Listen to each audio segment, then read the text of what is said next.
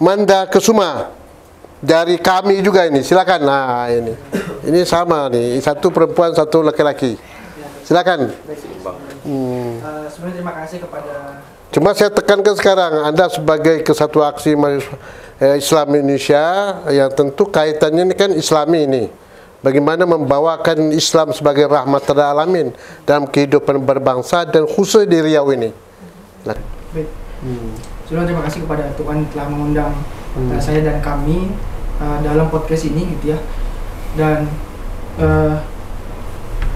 terkait pandangan kita gitu ya dari kami sebagai organisasi pengkaderan dan pergerakan yang juga berfokus lebih banyak kepada politik gitu kan. Maka memang kita menginginkan pemimpin ataupun kepala daerah ke depannya ini mereka yang tahu tentang permasalahan di Riau gitu.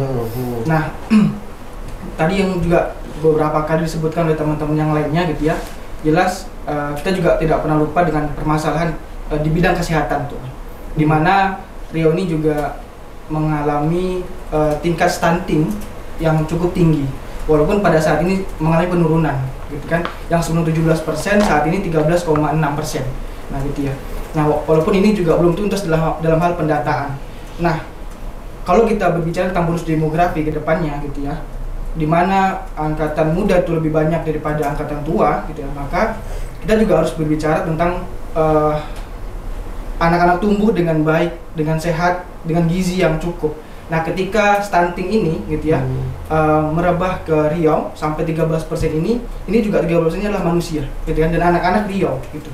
Maka kalau anak-anak Riau tumbuh dengan gizi yang tidak baik gitu ya, maka ini akan terganggu terkait kecerdasan ya, termasuk mental dan segala macamnya, termasuk fisik juga. Nah maka dalam hal kesehatan ini harus benar-benar dituntaskan oleh pemimpin di Riau ke depannya. Nah kemudian juga terkait sumber daya alam Riau yang sangat luar biasa ya, dan kita saat ini bukan kekurangan sumber daya alam, tetapi kekurangan dalam pengelolaan sumber daya alam Tuan. Karena mengingat saya juga dari background pertanian dan juga melihat kondisi problematik dalam hal hilirisasi sumber daya alam gitu ya. Kita lihat bahwasanya Riau sebagai pemilik lahan kelapa sawit terbesar di Indonesia. Kalau dilihat secara dunia internasional, Indonesia adalah pemilik lahan kelapa sawit terbesar di dunia. Artinya Riau memiliki luas lahan kelapa sawit terbesar di Indonesia, ya. Di Indonesia dan dunia bahkan Tuan gitu ya. Maka sudah sepatutnya ya Riau harus ada hilirisasi dari kelapa sawit itu sendiri gitu. Tapi saat ini sebagian besar itu yang kita ekspor adalah bahan-bahan mentah. Sedangkan kalau kita di laboratorium di pertanian Universitas Riau kita sudah melaksanakan terkait hilirisasi ini tuh, gitu kan? Ada membuat minyak kelapa sawit merah, kemudian ada juga dalam hal produk, ada sabun cair, sabun batang, kemudian mayones yang itu bahan pokoknya dari minyak kelapa sawit.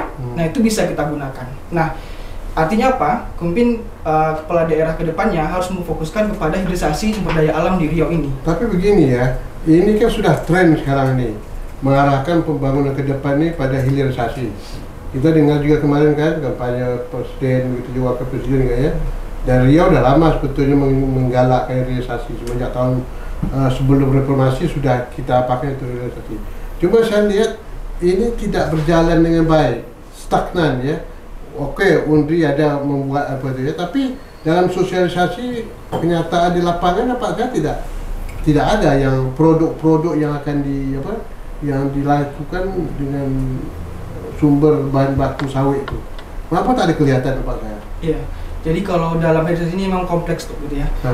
Di mana kita juga harus melihat tentang bagaimana produk tersebut bisa bersaing di pasaran. Kan? Nah, ketika kita membuat pabrik yang itu untuk hilirisasi tentang minyak kelapa sawit, tapi kita juga tidak memikirkan tentang pemasarannya, maka misalnya produk sabun itu akan kalah dengan produk sabun yang lainnya yang sudah skalanya internasional, gitu kan?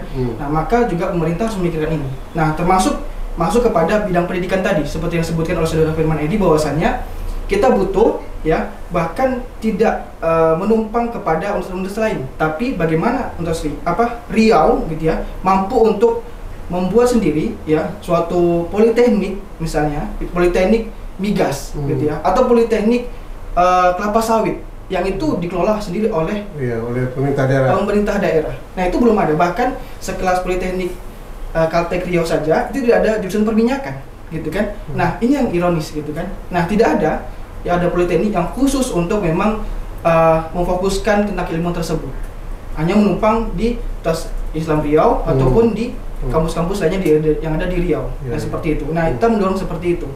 Nah maka sehingga fokus adresasi, dan juga kita juga mempersiapkan sumber daya manusia untuk menciptakan produk-produk yang berkualitas baik. Nah seperti itu. Nah kemudian di bidang kesehatan, Tuhan, ini sangat ironis juga bahwasanya banyak angka putus sekolah gitu ya. Walaupun sudah banyak program yang dicanangkan oleh pemerintah gitu ya, tapi angka putus sekolah ini tetap masih ada gitu ya. Dan juga problematiknya adalah zonasi juga menjadi permasalahan sampai pada saat ini gitu ya. Pemerataan fasilitas di pendidikan gitu ya. Nah ini akan berimplikasi kepada bonus demografi ke depannya. 3 hal penting ini bagi kita gitu ya. Pendidikan, kesehatan, dan juga hilirisasi sumber daya alam. Nah maka kalau ini tidak ditingkatkan ataupun tidak difokuskan oleh pimpinan ke depan, maka ini akan menjadi bumerang ya, ataupun bom waktu. Ini akan menjadi bencana tentang bonus demografi. Karena ada juga negara lain ya mengalami bencana demografi. Gitu. Bukan menjadi suatu hal yang baik ya, tapi buruk. Nah seperti itu. Maka kita persiapkan ini termasuk di 3 bidang ini, Tuhan. Nah seperti itu.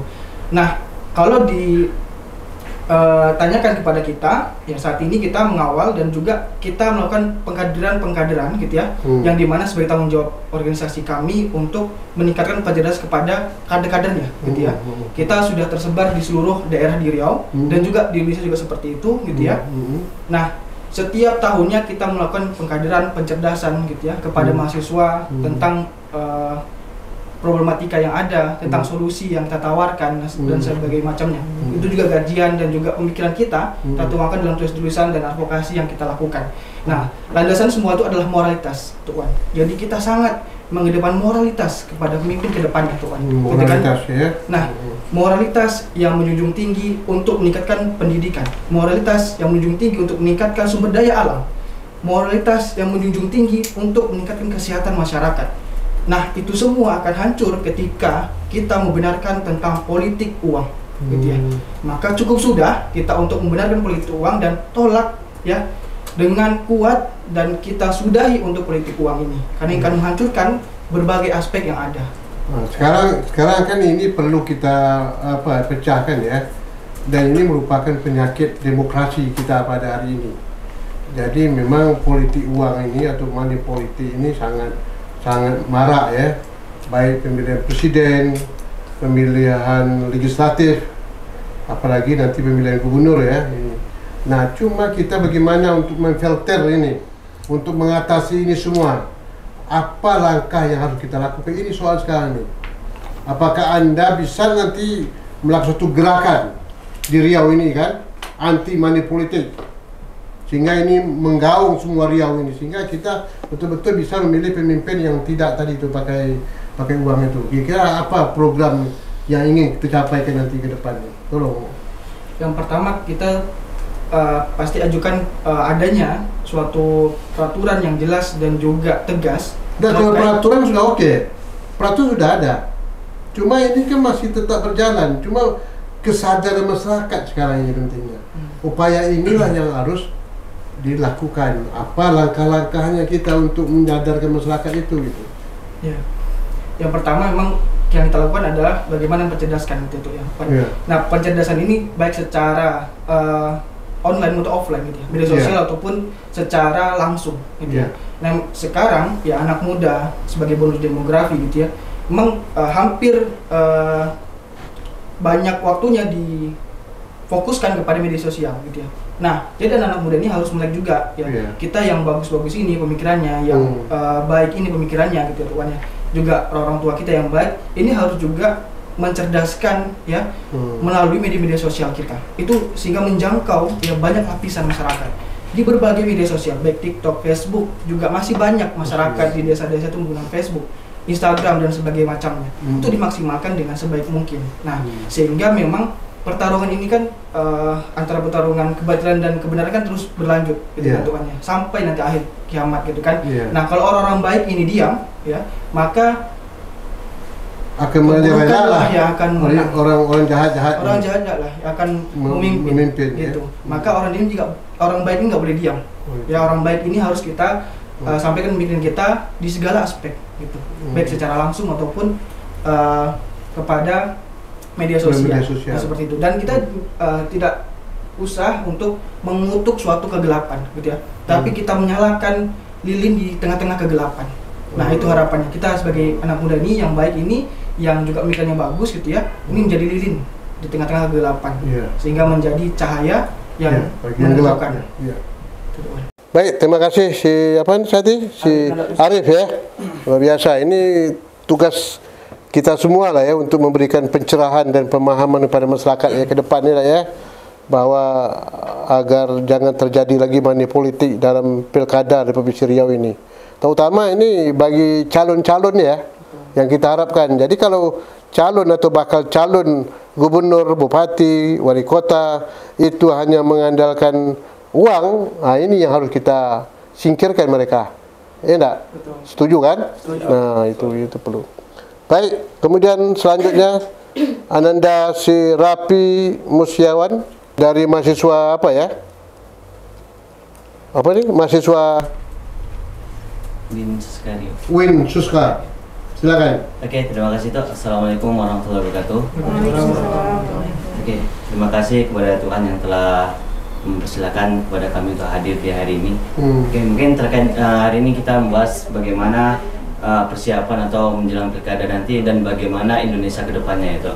Nah, di sini kami pribadi mengambil poin, ada sedikitnya 3 poin yang perlu kita bahas pada hari ini. Yang pertama mungkin ini PR besar mungkin bagi kita seorang mahasiswa, bagi kita seorang pemuda, agent of change, perubahan ya.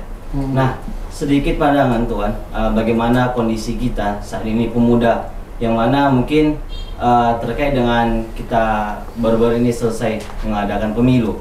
Nah, jadi Tuan, untuk bagaimana pandangan kita atau keadaan sekarang mahasiswa atau pemuda untuk keadaan sekarang. Nah, sedikit saya mungkin kemarin ada bagaimana kami meninjau di universitas, khususnya kami kebetulan amanah sekarang sebagai Wakil Ketua Umum Himpunan Mahasiswa Program Studi Ilmu Al-Quran Tafsir. Nah, kami kemarin sedikit meninjau bagaimana di lapangan untuk pemahaman terkait politik saat ini. Nah, pemuda saat ini Tuan, itu sedikit pemahamannya terkait dengan politik. Yang mana tadi sudah disampaikan oleh rekan-rekan kita, minimnya pemahaman dan ikut-ikutan terkait dengan apa yang sedang viral. Nah, di sini PR besar bagaimana kita sebagai seorang mahasiswa itu membuka forum atau membuka atau mewadahi forum diskusi untuk kita mahasiswa gitu. Nah, juga kita juga mempunyai peran besar bagaimana saat ini, karena media sedang marak-maraknya ya, apalagi untuk saat ini TikTok sedang naik-naiknya, bagaimana mungkin sedikit mungkin ada isu atau hal yang mungkin viral itu cepat untuk sampai beritanya kepada kita seorang pemuda atau untuk teman-teman kita yang sedang di kampung gitu kan. Nah itu pandangan kita di universitas atau di kampus kita. Nah, kemarin juga kita ada kesempatan sebelum pemilihan umum, kita ada kesempatan untuk pulang kampung. Nah, di sana mungkin saya pribadi sedikit nih mendatangi teman-teman yang dulu SD, teman-teman saya di kampung. Nah, bagaimana pandangan terhadap politik saat ini, atau bagaimana pandangan terhadap pemilu saat ini. Dan mereka sama saja kejadiannya, mereka tetap ikut-ikutan sedang apa yang viral. Nah, di sini mungkin PR besar kembali bagi kita, bagaimana untuk teman-teman kita ini yang mungkin memiliki pikiran yang positif itu mengajak atau mengedukasi untuk mewadahi teman-teman yang kita seorang mahasiswa atau yang di kampung, dan juga bagaimana kita menggunakan media sosial sekarang ini untuk menggojolkan kembali bagaimana sih politik yang benar itu, bagaimana sih seorang pemimpin yang benar itu. Karena bagaimana itu untuk terkait dengan pemimpin ini, jika nanti mereka sudah terpilih, jika nanti mereka sudah duduk, itu otomatis sudah menjadi PR bagi kita atau tugas bagi kita itu untuk mentaati mereka. Kan ditinjau dari Quran, atiullah wa atiur rasul wa ulil amri minkum. Dan taat kepada pemimpin kalian. Nah, di sini mungkin kita mendapat PR kembali bagaimana untuk mengawasi atau mengawal untuk suara-suara kita nanti gitu tuh. Nah, mungkin PR besar bagaimana kita sebagai seorang mahasiswa, bagaimana kita seorang pemuda itu melek terhadap politik gitu tuh. Gitu ya. Nah, kemudian sedikit saya memperkuat atau menyinggung kembali terkait dengan infrastruktur yang ada di Riau saat ini. Terkhusus mungkin saya pribadi asal dari Tapung Hulu, Kabupaten Kampar. Nah, jika kita melihat Tapung Hulu, maka mereka sebagai saudara kita yang ada di Pekanbaru ini mengatakan, nah di sini nih sumber daya alam sawit yang pokok gitu. Nah, saya mengakui karena di daerah saya sendiri, daerah Tapung Hulu, belasan pabrik sawit yang ada di sana. Nah, dari saya zaman SD sampai sekarang tuh itu cukup memperhatikan terhadap infrastruktur jalan. Disandingkan dengan keberadaan pabrik-pabrik tadi. Nah, jadi betul tadi yang disampaikan rekan kita, jalan diperbaiki menuju ada momen-momen tertentu gitu. Jadi ada momen tertentu dan di situ. Dan daerah itu memang kebun sawit semua. Kebun sawit semua tuh. Jadi tak seimbang ya kebun. Saya tinggal di Trans ya di Sumbersari. Itu memang sawit tuh. Jadi kita di perumahan sawit gitu kan.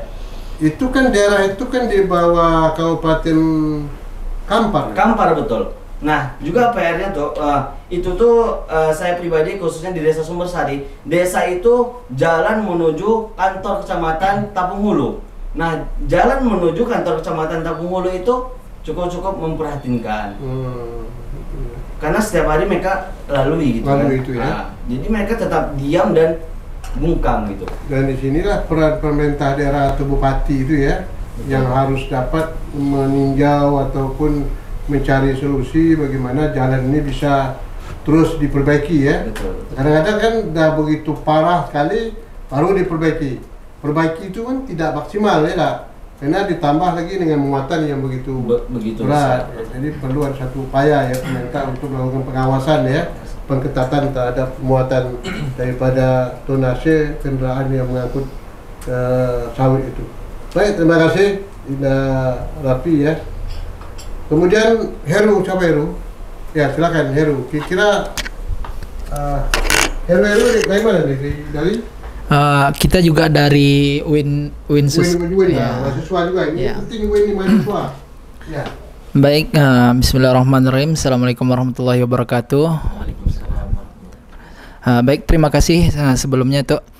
Kita sudah diajak untuk berdiskusi ya, karena dari hasil diskusi tadi baru menimbulkan pemikiran untuk penggerak kita ke depannya yaitu. Baik, mungkin kita membahas bagaimana tanggapan kita di pilkada depan dan kemudian tanggung jawab kita kepada Provinsi Riau ke depan, harapan dan kemudian kontribusi kita terhadap Riau ini apa. Baik, kembali lagi kita juga mungkin sudah disampaikan sama kawan-kawan atau rekan-rekan sebelumnya, itu yang menjadi, karena kita mahasiswa sini ya tuh, yang kita teliti baru lingkungan mahasiswa dan pelajar-pelajar yang khususnya ada di Riau, itu masih melihat ya yang sampai juga sudah disampaikan sama rekan tadi, pendidikannya tuh memang itu sangat kurang pemahaman akan politik tadi. Jadi yang kita lihat saja, jangan jauh-jauh tetangga, bahkan keluarga kita sendiri tidak mengetahui apa itu politik. Entah karena itu sudah bosan dibahas, entah karena itu tidak ada kemajuan, makanya dia sudah pasrah aja gitu ya tuh. Makanya di sini kiat-kiat kami adalah mungkin pastinya membuat suatu edukasi tuh. Edukasi yang mana pemahaman terhadap pentingnya ini gini, disinilah sebetulnya peranan partai politik ya tak? Ya, Anda harus mengetahui bahwa partai politik sekarang ini pragmatis, mereka bukan berfungsi. Peranan partai politik itu memberikan pendidikan politik pada masyarakat. Ini yang tak dilakukan mereka. mereka menjadi partai politik musiman. Iya, betul. Enggak, coba lihat. Waktu pemilu, waktu pileg, kantor baru dibuka. Betul. Setelah itu tutup. Betul. Nah, di sini persoalannya, oleh karena itu mahasiswa harus mempunyai sikap yang tegas agar partai politik merubah pola pemikirannya dan kemudian mengambil langkah-langkah konkret bahwa kembalikan fungsi partai politik itu adalah untuk melakukan pendidikan politik. Itu memang begitu yang kami buat tuh. Jadi sekarang kami itu mengusahakan bagaimana hook bisa orang itu tertarik untuk mana membedakan yang benar, mana membedakan yang ini harus diikuti atau tidak. Kadang gini tuh. Nah, kalau dia ngumpul-ngumpul, terkadang perkumpulan itu hanya untuk mendatangkan uang. Itu tadi yang makanya kami berusaha dari sini, ya mungkin dari kecil, gerakan kami yang kecil di mahasiswa, semoga harapan ketika kami sudah mengajarkan antara mahasiswa sesama kami, mengedukasi tadi dapat direalisasikan itu ke minimal ke keluarga sendiri, bahkan ke tetangga. Karena banyak yang dari kota juga itu, bahkan kalau kita lihat mahasiswa sekarang itu ada banyak kekurangan gitu untuk menyampaikan apa saja yang berupa itu ada kekurangan-kekurangan. Bahkan gini tuh, ketika dia menyampaikan itu tidak berani menyampaikan, ya udahlah masalah bodoh amat, pasti terpilih juga ini. Itu yang bagaimana kita sekarang tantangan bagi Anda, ini perlu kita diskusi betul ini ya. Mahasiswa itu sebetulnya adalah calon-calon pemimpin. Ya. Dan mahasiswa lah terjadinya pergerakan-pergerakan itu. Sekarang apa peran mahasiswa sekarang ini? Saya lihat mahasiswa sekarang tidak punya suatu kepedulian terhadap masalah-masalah politik tadi itu. Ya, terhadap partai politik, kemudian terhadap kesadaran masyarakat dalam menentukan pemimpin. Mahasiswa kalau dulu betul-betul dia menjadi pelopor. Sekarang mengapa tidak? Ini persoalan saya tanyakan. Mengapa mahasiswa sekarang ini ibarat melempam? Tahu melempam tak? Ya, tidak mempunyai suatu gerakan yang jelas untuk mendobrak suatu penyimpangan-penyimpangan. Apa sebab terjadi demikian ini? Mungkin sebab dan penyebab terjadinya ini karena ya itu di zaman sekarang itu serba cepat, serba bisa melakukan dengan ketik saja, kemudian sudah bisa sampai kemana-mana gitu tuh. Sehingga yang namanya terjun ke lapangan itu sudah menjadi problem, yang mana ini bisa dikatakan itu berat, malasnya gitu ya tuh. Makanya ini yang harus kita tegaskan, kami dari mahasiswa itu bagaimana pemikiran, karena harus awal pemikiran dan hati yang tergerak gitu tuh. Ketika sudah pemikiran dan hati yang tergerak, baru dari sana orang tuh mulai menggebu-gebu dan kembali menyala, tidak melempem tadi. Kita sedang mengurangi angka melempem tadi tuh.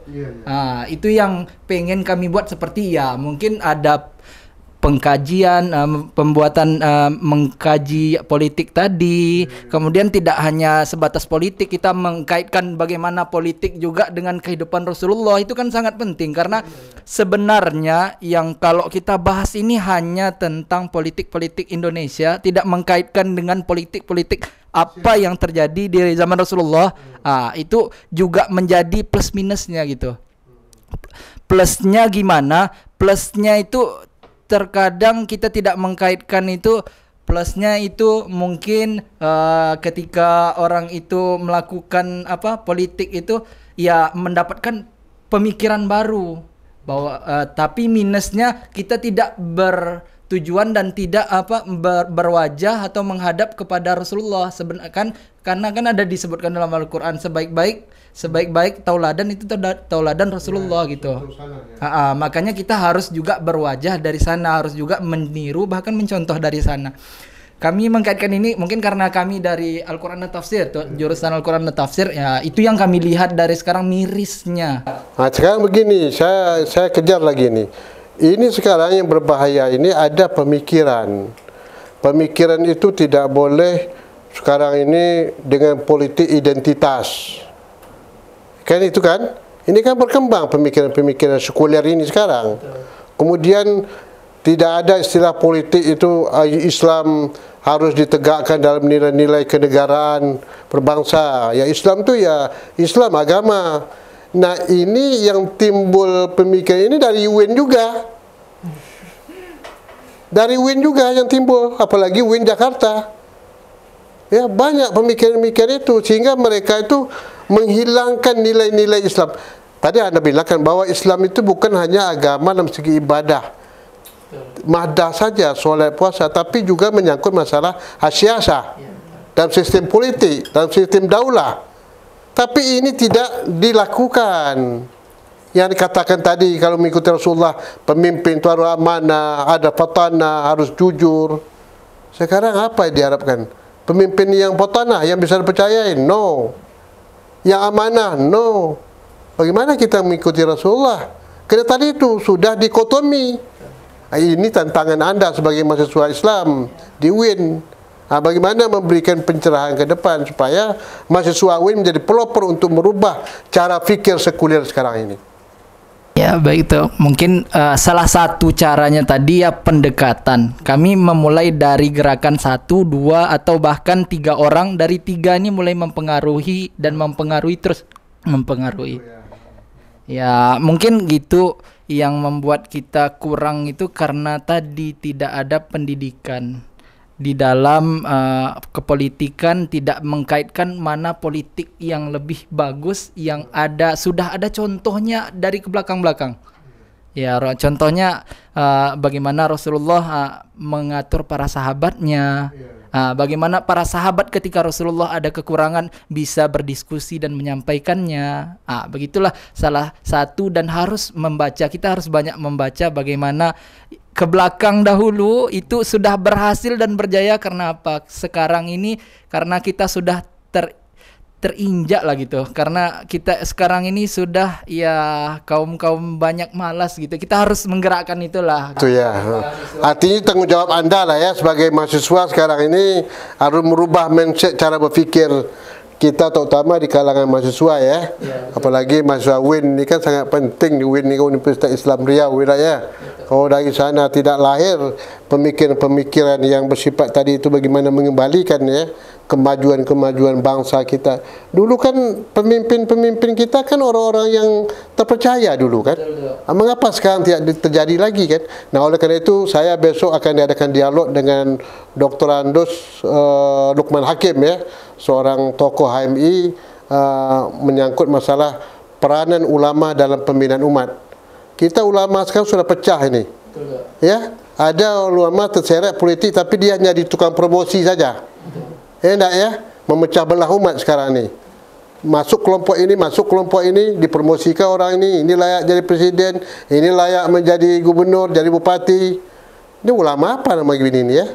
Tapi dia menjadi pengikut umat itu kan, dia rusak umat kita kena ulama tadi itu. Enggak, Anda tahu sendiri itu kan? Betul ya? Baik, mungkin yang cukup demikian ya. Ini cukup bagus ini ya. Kita diskusi menyangkut masalah memperbaiki cara mindset, cara berpikir daripada umat kita dalam politik ini. Mungkin Sediasa tu. Ya, silakan. Baik, terima kasih Tuk atas waktunya yang telah mengundang saya untuk mengisi di podcast Tuk Wan. Mungkin saya sedikit menyampaikan terkait pandangan saya apa itu fungsi pemuda dan bagaimana nanti pemimpin yang dibutuhkan pemuda pada saat ini seperti itu. Jadi kan tadi sudah banyak disampaikan oleh abang-abang kita, kakak-kakak kita terkait bagaimana nantinya pemimpin yang harus mereka lakukan untuk Provinsi Riau di pilkada selanjutnya seperti itu. Mungkin saya sedikit menambahkan pandangan saya. Memang kami dari sisi pemuda, mungkin saya termasuk pemuda dan Gen Z juga tuh ya. Bagaimana kami ini memilih pemimpin yang memang berpihak kepada pemuda dan Gen Z seperti itu. Pada saat ini yang bisa kita lihat memang pemimpin kurang melibatkan kepemudaan dalam baik itu politik, baik itu mengisi ruang-ruang pemerintahan seperti itu.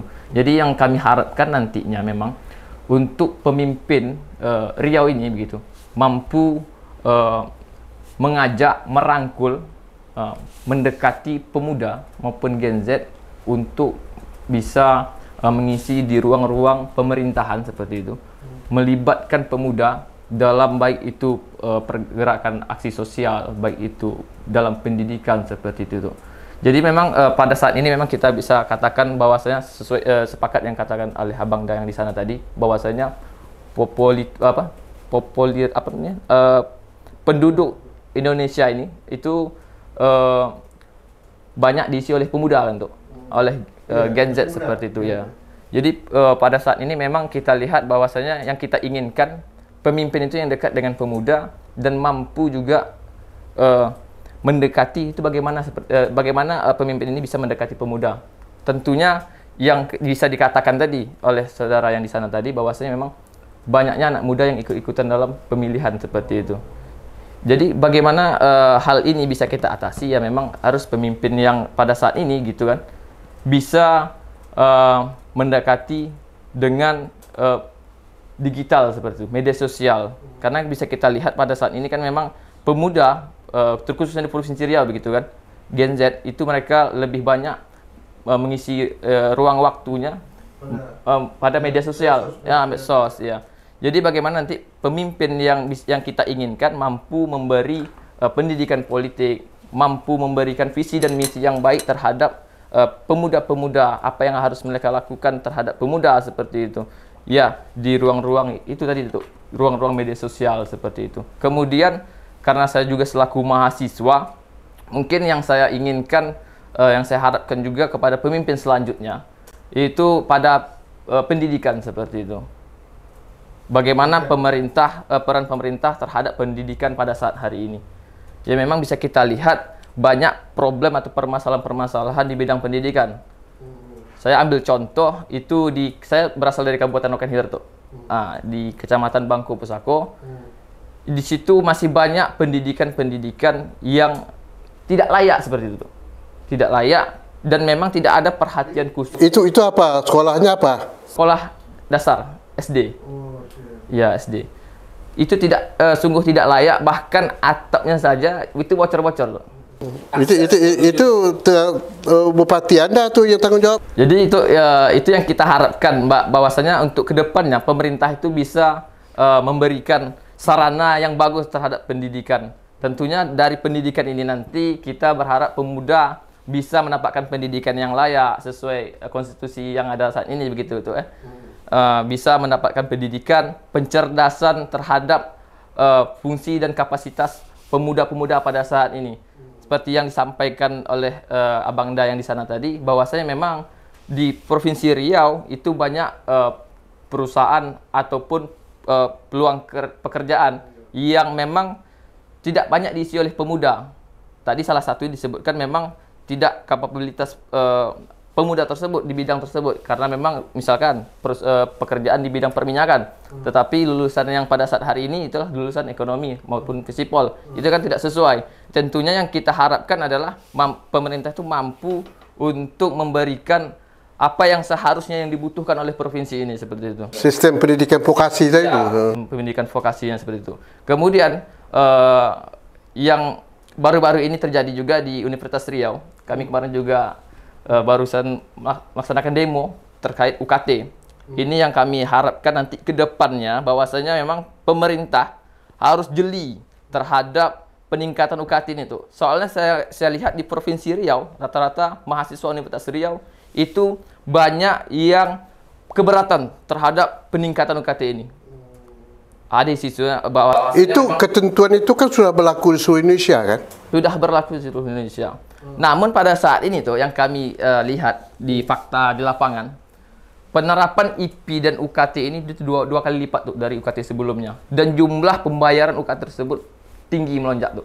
Ini yang menjadi keberatan pada saat ini yang dirasakan oleh seluruh mahasiswa Universitas. Dia pandai pula ya, setelah pemilihan presiden baru naik ya. Ini luar biasa liciknya ya. Jadi hal inilah yang perlu kami sebagai mahasiswa untuk melihat bagaimana nantinya ke depannya seluruh pemuda di Provinsi Riau ini khususnya bisa mendapatkan pendidikan yang layak dengan biaya yang semampunya seperti itu. Jangan sampai mereka meningkatkan biaya uang kuliah tunggal tetapi tidak tepat sasaran seperti itu tuh. Orang yang tidak mampu pun ditaruh UKT 12. Pembayarannya sampai 10 juta ke atas. Begitu, ya? Ini yang kami kesalkan pada kebijakan hari ini tuh.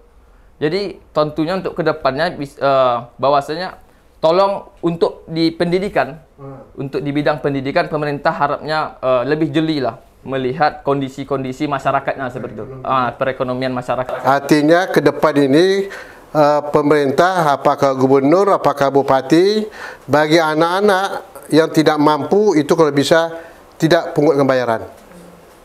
Itu sesuai kan? Kenapa? Karena mereka ini perlu ditingkatkan pendidikannya. Sebab kalau mereka tidak diperhatikan, mereka akan putus kuliah, akhirnya menjadi penganggur kan? Jadi itu yang perlu kita tekankan ke depan ini. Oke, terus? Kemudian tuh kan melihat dari sisi karena saya juga mahasiswa, yang kita harapkan untuk pemerintah itu memberikan beasiswa, baik itu di provinsi maupun di kabupaten-kabupaten. Pada saat ini yang saya lihat secara fakta di lapangan tuh, penempatan beasiswa yang diberikan oleh provinsi maupun kabupaten-kabupaten pada saat ini itu tidak tepat sasaran juga tuh.